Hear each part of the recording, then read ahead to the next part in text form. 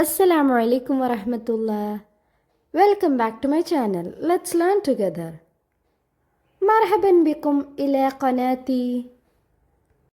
എല്ലാവരും ഇതുവരെ എടുത്ത ഭാഗങ്ങളൊക്കെ പഠിച്ചോ? എല്ലാവരും നന്നായി പഠിക്കുന്നില്ലേ?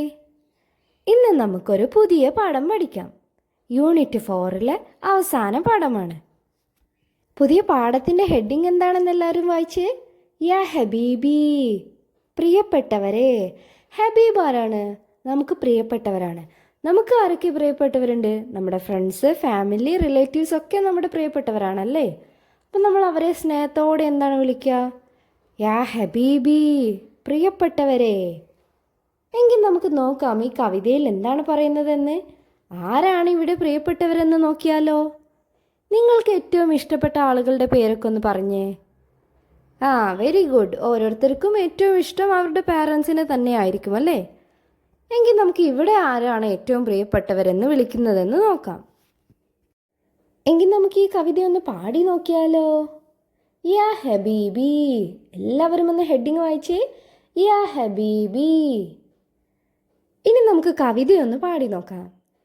യാ അയ്യുഹൽ ഇൻസാൻ അർരിഫ്കു ബിൽ ഹയവാൻ من شيمي الإنسان وعلامة الإحسان يا أيها الأطفال لا تحبسوا الطيور تغدو إلى الحقول بالفرح والسرور يا أيها الإنسان الرفق بالحيوان. യാ അയ്യുഹൽ ഇൻസാൻ. ഇവിടെ എന്താണ് പറയുന്നത്? യാ അയ്യുഹൽ ഇൻസാൻ, മനുഷ്യ. അർരിഫ്ഖു ബിൽ ഹയവാൻ. ഹയവാൻ ആരാണ്? ഹയവാൻ മൃഗങ്ങൾ. മൃഗങ്ങളോട് നമ്മൾ ദയ കാണിക്കണം. മിൻ ഷിയമിൽ ഇൻസാനി, അതെന്താണ്? മനുഷ്യൻ്റെ സ്വഭാവ സവിശേഷതയാണ്. അത് മനുഷ്യൻ്റെ ഒരു ഗുണമാണല്ലേ. വ അലാമത്തുൽ ഇഹ്സാൻ, അത് നമ്മുടെ ഒരു ദയയുടെയും ഒക്കെ ഒരു അടയാളമാണ്. നമ്മൾ നമ്മുടെ ചുറ്റുമുള്ള ജീവികളോട് കരുണ കാണിക്കുന്നത്. യാ അയ്യുഹൽ അത്തുഫാൽ. അത്തുഫാൽ ആരാണ്? തുഫുലും ജമ്മ അത്തുഫാൽ, നിങ്ങളാണ് അത്തുഫാൽ. അത്തുഫാൽ എന്ന് വെച്ചാൽ കുട്ടികൾ. യാ അയ്യുഹൽ അത്തുഫാൽ, കുട്ടികളെ. ലാ തെഹബിസു തുയൂർ. ലാ തെഹബിസു. തെഹബിസു എന്ന് പറഞ്ഞാൽ എന്താണ്? പൂട്ടരുത്. അത്തുയൂർ, ആരെ പൂട്ടരുത്? പക്ഷികളെ പൂട്ടരുത്. നിങ്ങൾ കണ്ടിട്ടില്ലേ ചിലരൊക്കെ പക്ഷികളൊക്കെ കൂട്ടിലിട്ട് വളർത്തുന്നത്? അങ്ങനെ ചെയ്യരുത് എന്നാണ് ഇവിടെ പറയുന്നത്. കുട്ടികളാണ് ചിലപ്പോഴൊക്കെ പക്ഷികളെ കൂട്ടിലടച്ച് അതിൻ്റെ ഭംഗി ആസ്വദിക്കാൻ ശ്രമിക്കാറല്ലേ. അങ്ങനെ ചെയ്യരുത്. ലാ തഹബിസു തുയൂർ, പക്ഷികളെ പൂട്ടിയിടരുത്.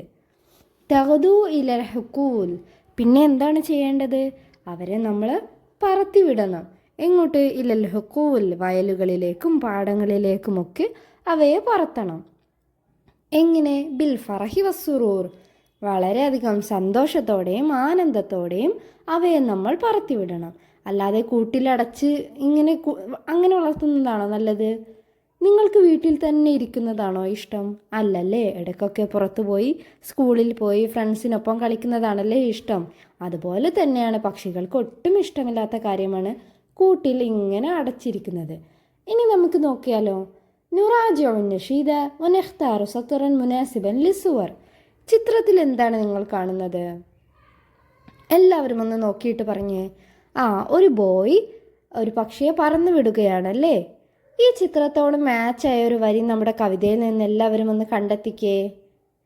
ഏതാണ് ആ വരി? കുട്ടികളെ എന്ന് വിളിച്ച് പറയുന്ന വരി ഏതാണ്?